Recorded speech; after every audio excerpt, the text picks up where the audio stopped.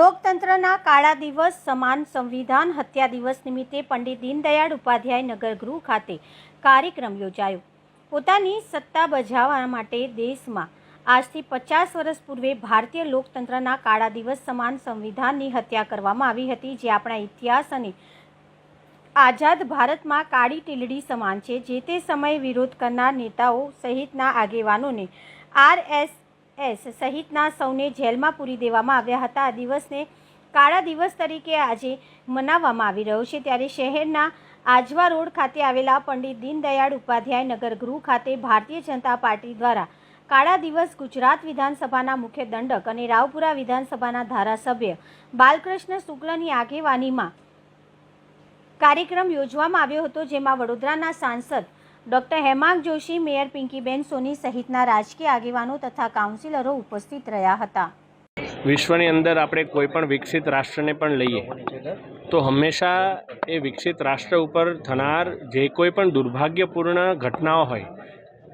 તેઓ હંમેશા એક સ્મારક બનાવી અને એનાથી ઘણું શીખતા હોય છે।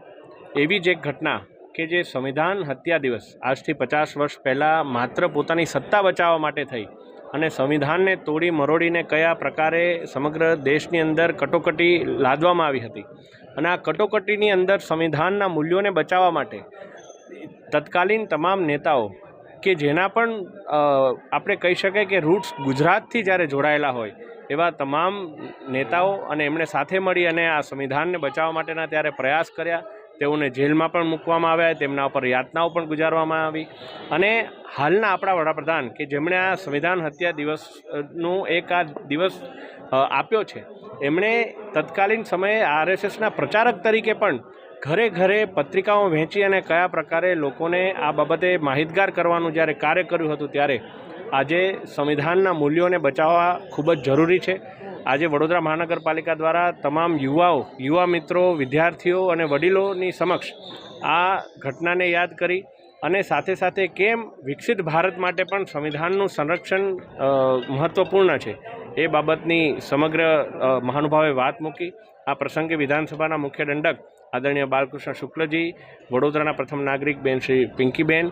અને તમામ મહાનુભાવો સાથે મળી અને માનનીય મુખ્યમંત્રીશ્રીને પણ વર્ચ્યુઅલી અમે સૌએ સાંભળ્યા છે અને તમામે સાથે મળી અને આગામી વર્ષોની અંદર સંવિધાનને સંરક્ષિત કરવા માટે એક પ્રણ લીધો હતો। ભારતના લોકશાહીના ઇતિહાસનો, ભારતના બંધારણનો અત્યારનો સૌથી ગોઝારો દિવસ એટલે 25મી જૂન 1975, એક એવી ઘટના કે જેને આજે પણ દેશ ભૂલી શકતો નથી અને કોઈ એક વ્યક્તિના વ્યક્તિગત સ્વાર્થ હેઠળ, સ્વાર્થ માટે થઈને કોર્ટના ચુકાદાને પણ કચડી નાખીને બંધારણના કલમ 38, 39 અને 42નો દુરુપયોગ કરીને સાથે સાથે આ તમામ જે ન્યાયિક સમીક્ષા થાય કે ભવિષ્યમાં ચર્ચા થાય તેમાંથી બાકાત કરવા માટે થઈને તત્કાલીન વડાપ્રધાન શ્રીમતી ઇન્દિરા ગાંધીજીએ અલ્હાબાદ કોર્ટે તેમને 6 વર્ષ માટે ચૂંટણી લડવામાંથી બાકાત કર્યા પછી પણ બંધારણના કલમ 352નો દુરુપયોગ કરીને દેશમાં જ્યારે કટોકટી લાદી ત્યારે સતત 21 મહિના સુધી લોકશાહીની હત્યા થયા બાદ લાખોની સંખ્યામાં નાગરિકો જેલમાં ગયા, તમામ રાજકીય પાર્ટીના બધા જ નેતાઓ જેલમાં ગયા અને લોકશાહીની ચોથી જાગીર એટલે કે મીડિયા, તેના અવાજને પણ કચડી નાખવામાં આવ્યું, કારણ કે બંધારણ દ્વારા મીડિયાને પણ એક અલગ અધિકાર આપવામાં આવ્યો છે। તેના વિચારોની અભિવ્યક્તિ કરવા માટેનો અધિકાર છે, તે અધિકારને કચડી નાખીને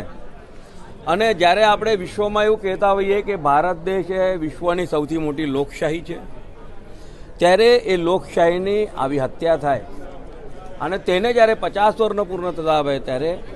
આજે આખા દેશભરમાં આ પ્રકારના કાર્યક્રમોનું આયોજન કરવામાં આવ્યું છે।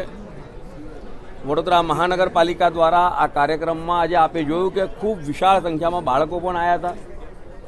જે બાળકો આવતીકાલનું ભારત દેશનું ભવિષ્ય છે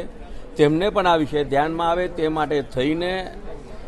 આ આયોજનમાં ઉપસ્થિત વડોદરાના સાંસદ ડૉક્ટર હેમાંગભાઈ, મેયર શ્રીમતી પિંકીબેન અને વડોદરાના કાયદા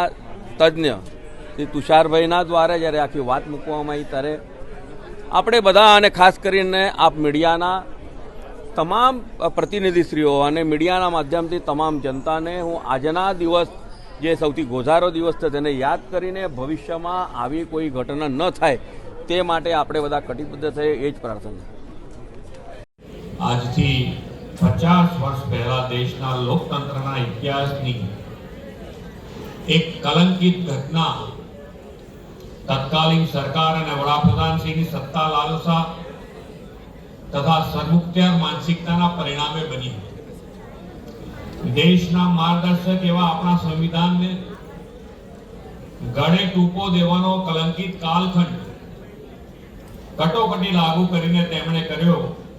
આજે સંવિધાન હત્યા દિવસને 50 વર્ષ પૂર્ણ થયા છે. વિશ્વ નેતા અને યશસ્વી વડાપ્રધાન શ્રી નરેન્દ્રભાઈ મોદીના નેતૃત્વમાં વિશ્વમાં વિકસિત લોકશાહી રાષ્ટ્ર તરીકે પ્રસ્થાપિત થયેલા ભારતની આજની ને આવતીકાલની પેઢી આ સંવિધાન હત્યા દિવસથી પરિચિત થાય,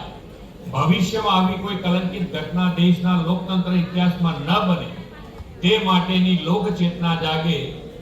તેવા હેતુથી આદરણીય વડાપ્રધાનશ્રીની પ્રેરણાથી આ સંવિધાન હત્યા દિવસ આપણે